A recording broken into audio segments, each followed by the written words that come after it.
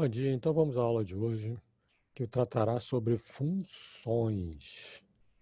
Então a gente já sabe que o Excel tem um conjunto enorme de funções, certo? Elas estão aqui cadastradas, né? Vocês sabem que podem ter acesso aqui por esse botão FX, né? Inserir função na barra de fórmulas, ou se você já souber o nome da função, pode digitar diretamente o nome da função. Então aqui em FX, por exemplo, você tem as funções separadas por categorias, né? Financeira, data e hora. E temos das categorias é a função definida pelo usuário. Aqui a gente já vê aqui algumas funções que foram agregadas quando nós incorporamos o solver. Pois bem, a gente pode criar novas funções e que figurarão aqui dentro dessa categoria. São funções específicas do usuário.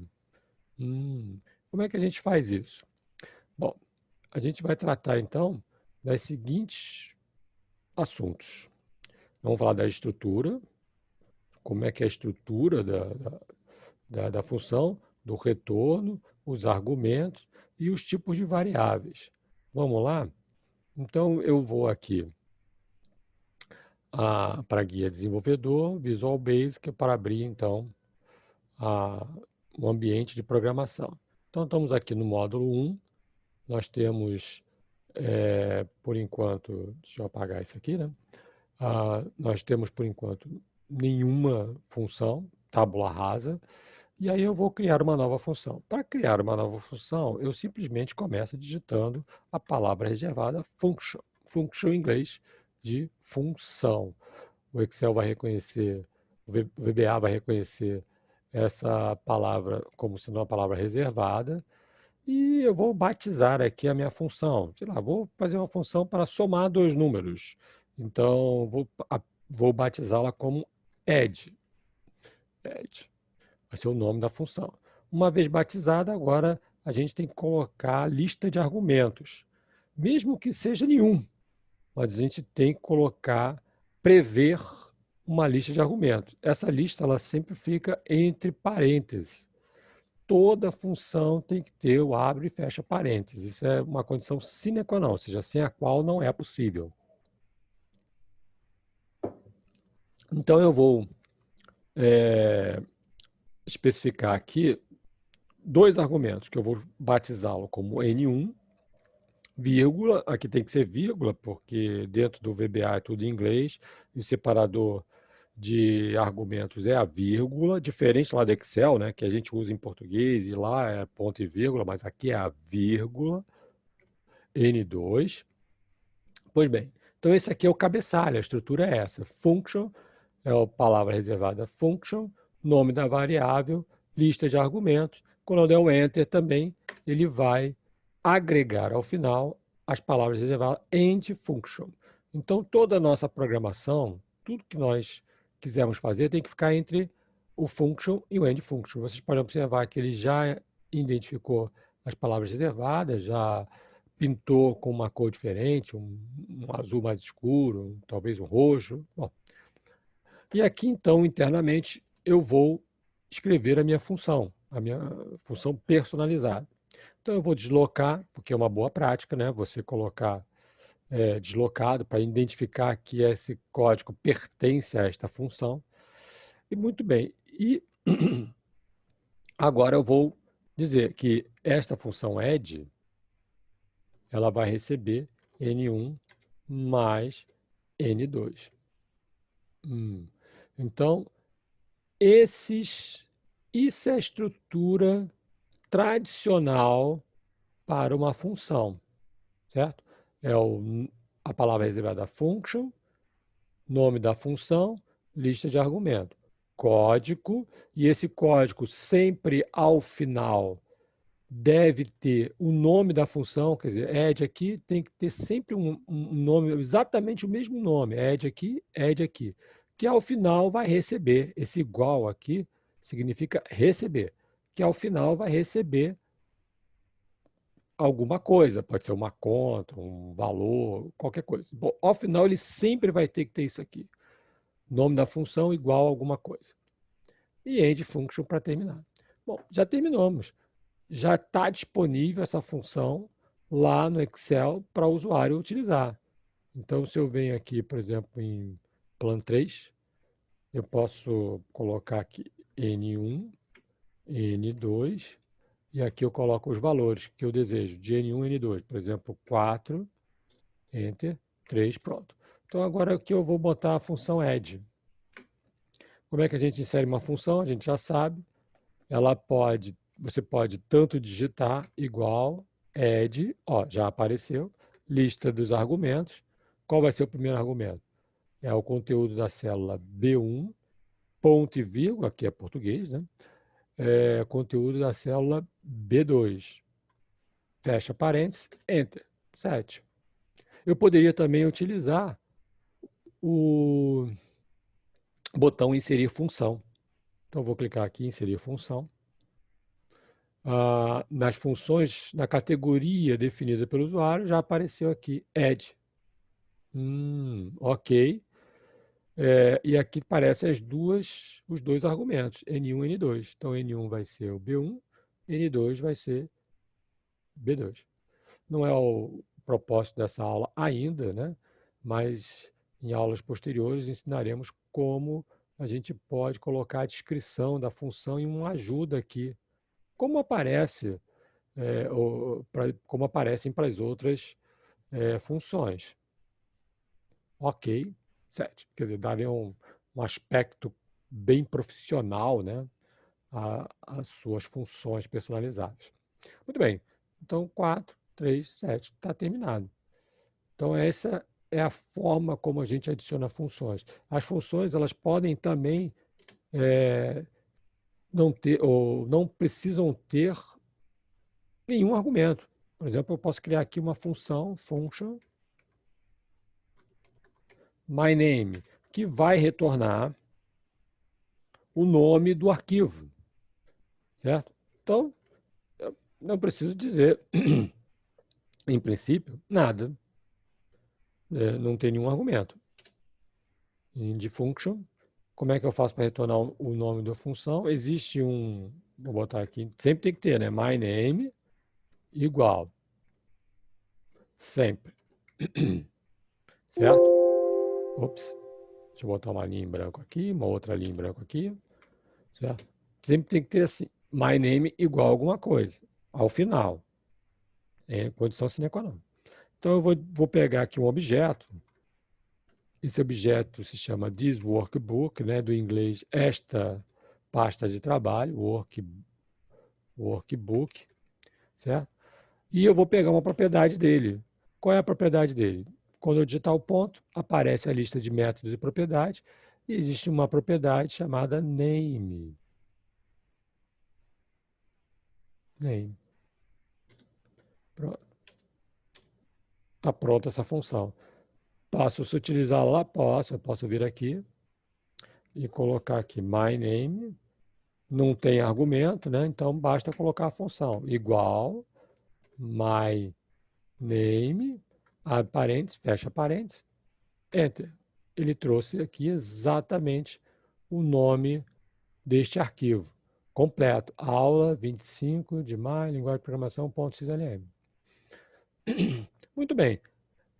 Agora, se vocês querem se tornar bons programadores eficientes, certo? É altamente recomendado que você faça uso dos tipos de variáveis. A gente não definiu nada aqui.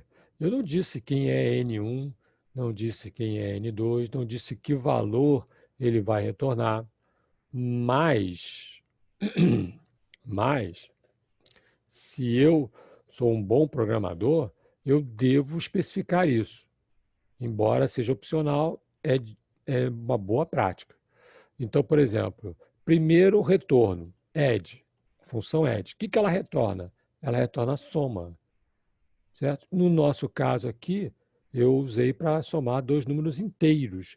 Então, por exemplo, eu posso colocá-la, defini-la que o retorno desta função é um número inteiro. Como é que eu faço isso? Aqui no cabeçalho da função, eu coloco as seguintes palavras. As, como em inglês, né? As integer. Então, eu estou dizendo, ó, ele pintou de azul, reconheceu como uma palavra reservada. Então, eu estou especificando que isto aqui retorna um valor inteiro. Ele não retorna fracionado. Então, o que acontece, por exemplo, se eu por acaso utilizar nossa planilha, ao invés de colocar aqui um valor inteiro, colocar um valor fracionário, 4,5? O que ele fez? Não importa. A ED sempre retornará um número inteiro. Então, ele fez uma aproximação. O resultado aqui foi 7,5, mas ED é um número inteiro, ele aproximou para o inteiro mais próximo, né? Que era 8. Se fosse 4,4, ele vai retornar como 7. E assim sucessivamente, né? A não ser que você defina a função como retornando um outro tipo de variável. Por exemplo, um tipo de variável que retorna os valores fracionários é double. Nesse caso, agora a função ela vai retornar um número fracionário. Certo? Nós temos que dar um F2 aqui, né? Para ele refazer a conta. F2, Enter, pronto, 7,4. Certo? Então, a gente tem esses tipos de variáveis que são os mais comuns, certo? Mais detalhes vocês podem procurar no manual. Nós temos o inteiro, que vai de menos 32 mil, os quebrados até 32 mil. Temos o longo, que é um número muito grande, né? Se por acaso você precisar de mais. String, que é um texto. Nós temos o double, que é um número fracionário com precisão dupla. E Boolean, né, que é um valor do tipo verdadeiro ou falso. Esses são os mais comuns, tá? Tem outros, mas esses são os mais comuns. Ah, então é muito importante que a gente defina todas as variáveis e retorno de função. Então aqui, por exemplo, eu disse que N1, N2 era do tipo double. Mas eu poderia botar, por exemplo, inteiro. Agora, eu também poderia especificar N1 e N2. Olha, N1 é um tipo inteiro, integer.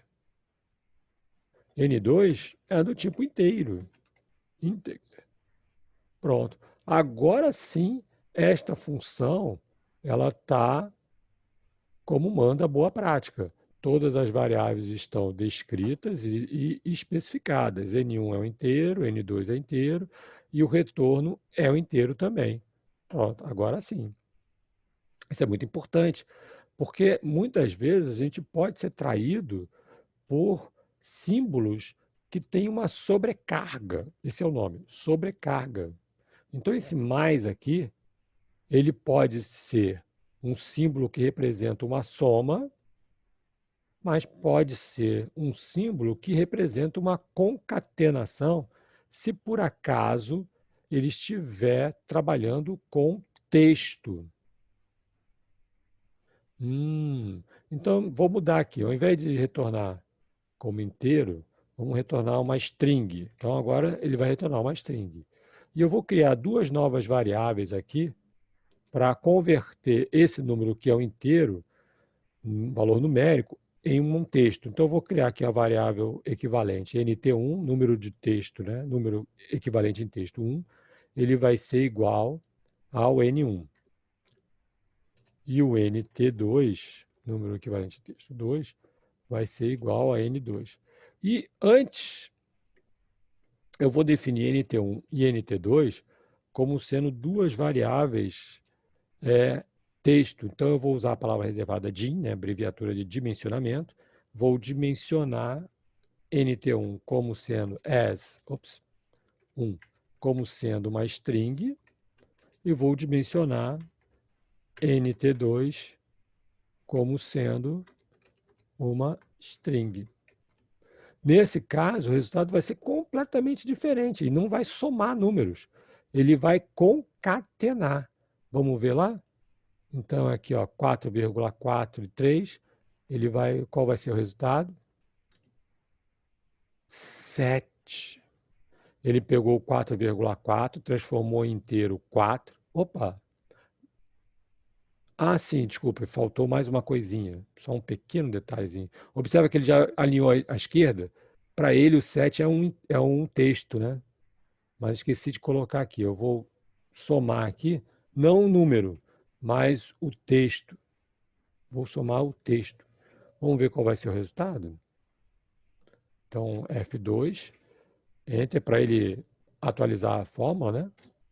4, 3, certo? Ele pegou o 4, né? Deixa eu tirar essa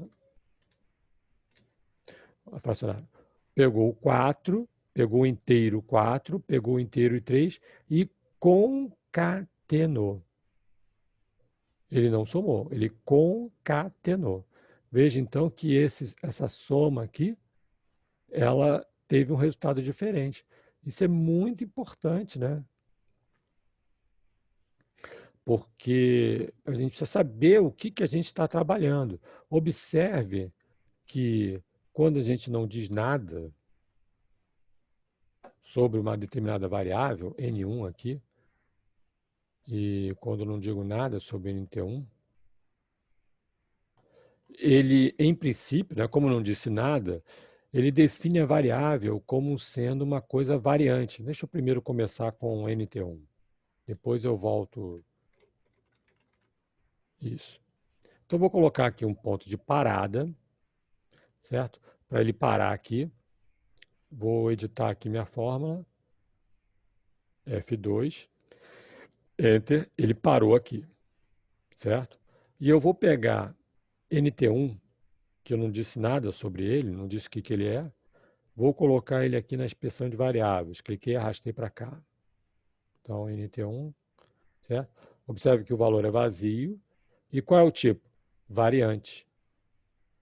Então, ele pode ser variante. Então, a princípio, ele está vazio. Mas se eu executar essa linha, F8, estão lembrados? F8, ele executou a linha, porque é uma linguagem interpretada, vai linha a linha, pronto, executou esta linha. NT1, ele recebeu então um valor inteiro, ele transformou inteiro. Ele é variante. No momento, ele é inteiro. Como ele é variante, eu posso trocar o valor completamente, mudar o seu tipo. Por exemplo, eu posso vir aqui e dizer, ó, NT1 agora vai ser um texto. E o que vai acontecer se eu executar essa linha aqui? Ele é inteiro, mas eu estou recebendo um texto. Então, ele vai trocar o tipo de variável. Atenção, F8, string. Trocou aqui para string. Então, variante significa isso, ele é fluido. Ele vai modificando o tipo da variável conforme a execução, né? Conforme ele vai mudando ali o que ele vai recebendo, ele decide que tipo é essa variável. Uma outra forma, por exemplo, se eu tirar aqui esse tipo,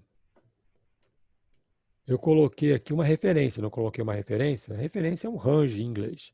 Então ele vai pegar esse N1 aqui e vai dizer que ele é um variante, não, mas ele é um objeto do tipo range. Vamos executar de novo a nossa função? Vamos lá?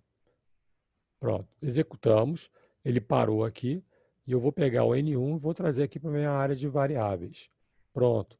Observe que ele também é o tipo variante, porque eu não disse o que ele é, não está definido. Então ele definiu como um variante. E o que ele é no momento? Como eu peguei e joguei uma, uma referência aqui, se vocês estão lembrados lá na função, eu teria que parar para mostrar para vocês, mas vocês estão lembrados que isso aqui é igual a B1, né? Ele definiu isso aqui como um objeto range. Um objeto range, ele, como é um objeto, ele tem várias propriedades, vários métodos. Então, como ele tem várias propriedades e vários métodos, ele é uma estrutura, né? Por isso aparece esse mais aqui do lado.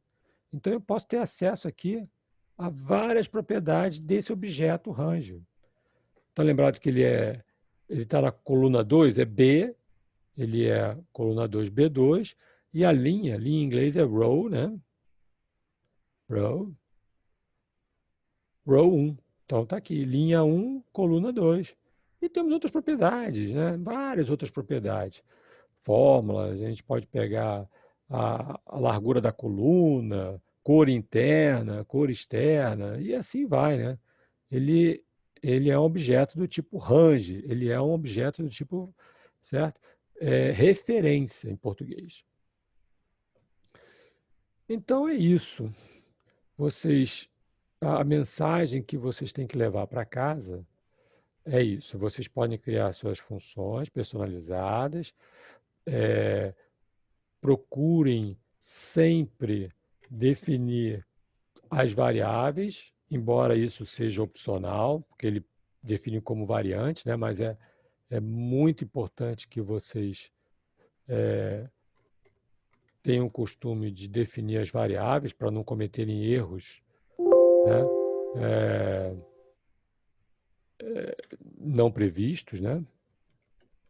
Então, remodelando aqui nossa função, ela como tem que ser, né? Todas as variáveis estão redimensionadas, o retorno está dimensionado, e é assim que a gente costuma dizer. Ao final, uma vez que você tenha terminado aqui várias funções, todas essas funções, e queira distribuir para os seus amigos, para os seus colegas, ou até mesmo vender, se for o caso, você pode fazer isso salvando este arquivo como um XLAM, né? XALM, melhor dizendo, XALM. Então, uma vez que você tenha terminado, você pode vir aqui no menu Arquivo, né? Salvar como, e na lista você tem aqui a opção de salvar como suplemento do Excel, da mesma maneira como é o Solver, está lembrado do Solver? Ele não é um XLAM, então você salvaria como um XLAM, distribuiria para os seus colegas, para os seus amigos, ou venderia, e para a pessoa utilizar, ela faz exatamente os mesmos procedimentos que a gente fez quando inseriu o Solver. Arquivo, opções, suplementos, ir, certo? E aqui, no suplemento disponível, você então procuraria o arquivo XALM. E pronto. Uma vez incorporado, essas novas funções estariam disponíveis para você. Tudo bem? Então, esta é a nossa aula de hoje. Eu vejo vocês na próxima. Tchau!